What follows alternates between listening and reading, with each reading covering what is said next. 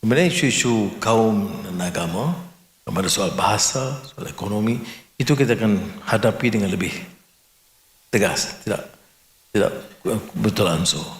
Karena suara-suara sumbang, umpamanya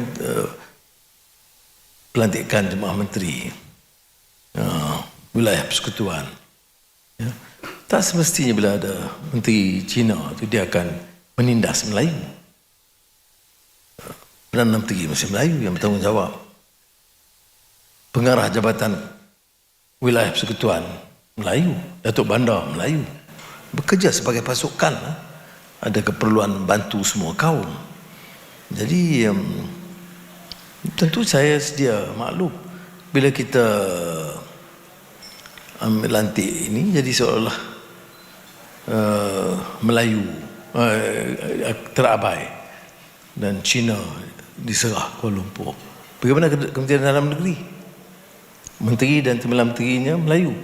Apakah dengan cara ini kita menindas India dan China?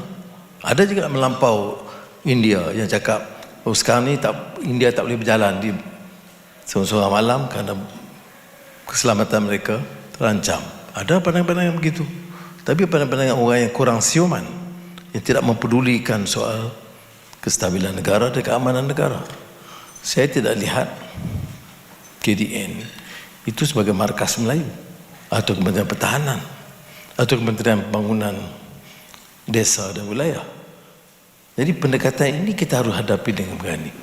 Kita tidak akan terlangsung ini.